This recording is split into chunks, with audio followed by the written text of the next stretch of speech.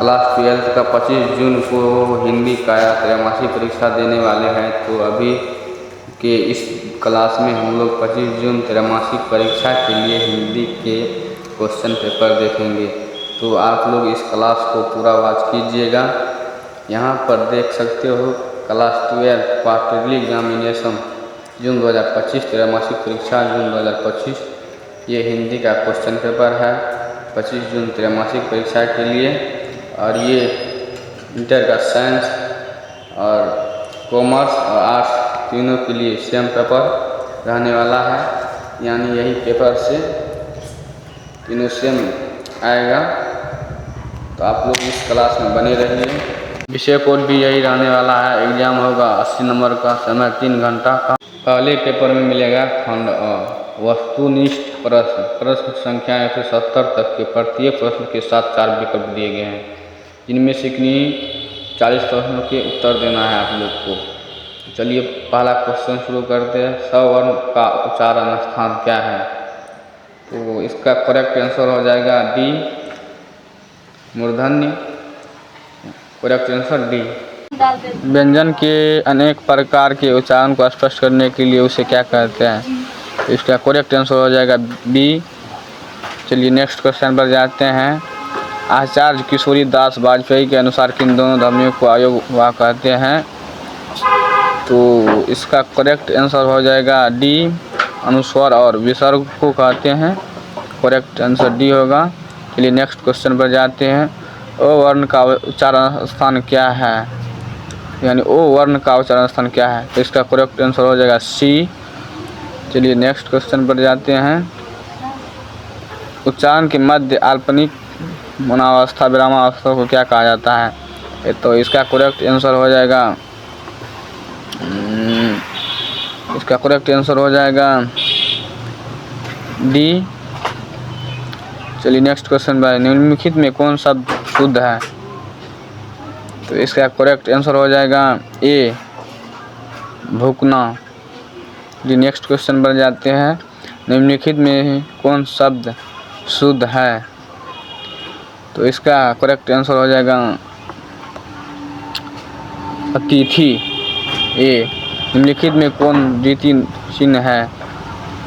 इसका correct answer C हो जाएगा। नेक्स्ट क्वेश्चन पर जाते हैं। निम्नलिखित में कौन शब्द व्यंजन संधि का एक उदाहरण है? इसका करेक्ट आंसर डी होगा।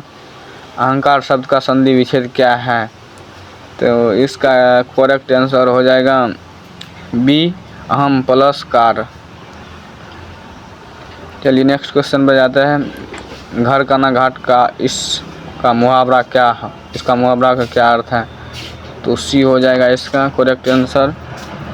चलिए 12 नंबर पर जाते हैं। आगे नाथ न पीछे पगा लौकिक का अर्थ है। इसका आंसर क्या हो जाएगा? इसका आंसर बी होगा, करेक्ट, किसी तरह का दायित्व नहीं। चलिए 13 नंबर पर जाते हैं। एक ही समय में वर्तमान व्याख्याकरण के लिए एक शब्द क्या होगा? तो इसका करेक्ट आंसर ए हो जाएगा। 14 नंबर पर, निम्नलिखित में शुद्ध वाक्य कौन है? यानी निम्नलिखित में शुद्ध वाक्य कौन है? तो इसका करेक्ट आंसर डी हो जाएगा मैं। चलिए अगला क्वेश्चन। निम्नलिखित में कमल शब्द का पारिभाषिक शब्द कौन है? तो इसका करेक्ट आंसर हो जाएगा बी, जो कि करेक्ट आंसर है। चलिए नेक्स्ट क्वेश्चन पर जाते हैं। चलिए हम लोग नेक्स्ट क्वेश्चन चलते हैं। बालकृष्ण भट्ट आधुनिक काल के किस युग के प्रमुख साहित्यकारों में से है? बालकृष्ण भट्ट आधुनिक काल के किस युग के प्रमुख साहित्यकारों में से हैं? इसका करेक्ट आंसर ये हो जाएगा भारतेंदु युग। चलिए नेक्स्ट क्वेश्चन पर जाते हैं। बालकृष्ण भट्ट के अनुसार यह किसका मत है कि असल बातचीत सिर्फ 2 व्यक्तियों में हो सकती है? तो इसका डी हो जाएगा एडिसन का। नेक्स्ट क्वेश्चन है। निम्नलिखित में समालोचक पत्रिका के संपादक है? तो इसका हो जाएगा करेक्ट आंसर बी हो जाएगा, चंद्र शर्मा गुलेरी। उसने कहा था शीर्षक कहानी में, जब लड़का ने लड़की से यह पूछा तेरी किरमई हो गई, इस पर लड़की कुछ आँख चढ़कर क्या कहकर दौड़ गई। तो इसका करेक्ट आंसर हो जाएगा जो कि डी, भक्त। उसने कहा था शीर्षक कहानी में पलटन का विदूषक कौन था। यानी उसने कहा था शीर्षक कहानी में पलटन का विदूषक कौन था। इसका हो जाएगा correct answer D Wazira Singh. चलिए नेक्स्ट क्वेश्चन पर जाते हैं। संपूर्ण क्रांति वाला ऐतिहासिक भाषण जयप्रकाश नारायण के द्वारा पटना के गांधी मैदान में दिया गया। तो इसका करेक्ट आंसर हो जाएगा ए, यानी 5 जून 1974 ईस्वी को। Correct answer A. चलिए नेक्स्ट क्वेश्चन पर चलते हैं। जयप्रकाश नारायण के अनुसार फ्री प्रेस के मालिक सदानंद जी किनको ब्रेन ऑफ बॉम्बे कहा करते थे। तो इसका करेक्ट आंसर हो जाएगा,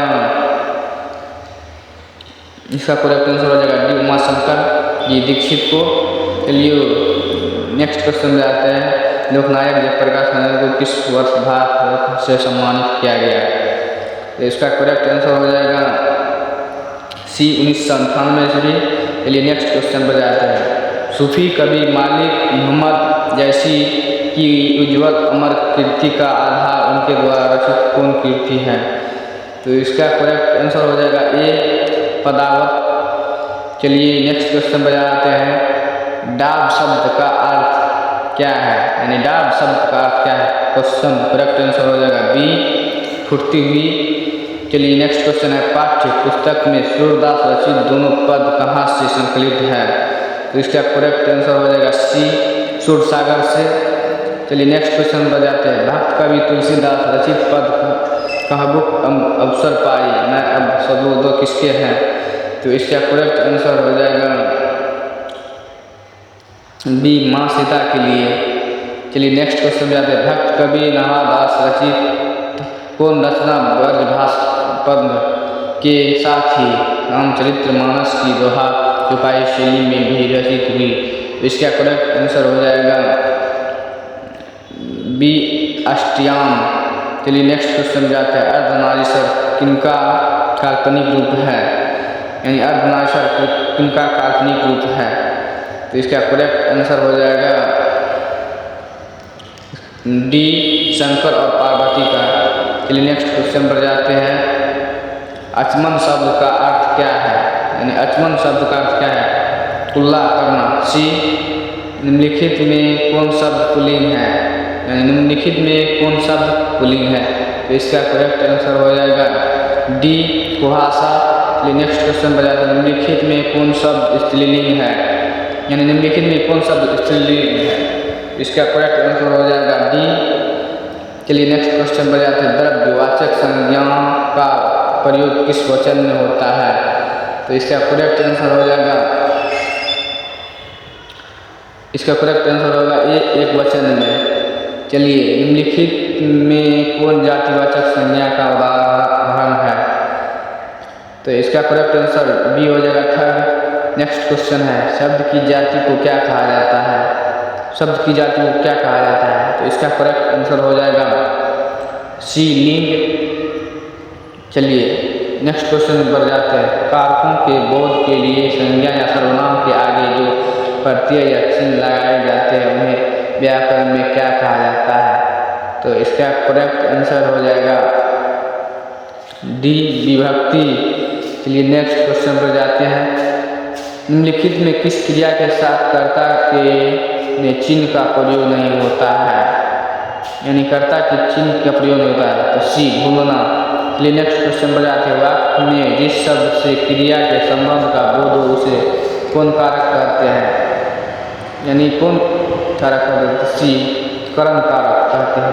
करेक्ट आंसर सी होगा। नेक्स्ट क्वेश्चन पर जाते हैं। तुलसी के वास्ते ही जैसे राम ने अवतार लिया, यह वाक्य किस कारक का उदाहरण है, यानी यह वाक्य किस कारक का उदाहरण है। तो इसका करेक्ट आंसर होगा बी संप्रदान कारक। चलिए नेक्स्ट क्वेश्चन में जाते हैं। वाक्य के प्रत्येक पद को अलग अलग कर उनका स्वरूप और दूसरे पद कहलाता है क्या। तो इसका करेक्ट आंसर हो जाएगा सी पद परिचय। चलिए नेक्स्ट क्वेश्चन पर जाते हैं। हिंदी में कुल कितने सर्वनाम हैं। तो इसका करेक्ट आंसर हो जाएगा, इसका करेक्ट आंसर हो जाएगा 6 ये, यानी चलिए नेक्स्ट क्वेश्चन पर जाते हैं। निम्नलिखित में कौन एक सर्वनाम है, यानी निम्नलिखित में कौन एक सर्वनाम है? तो इसका करेक्ट आंसर हो जाएगा डी कुछ।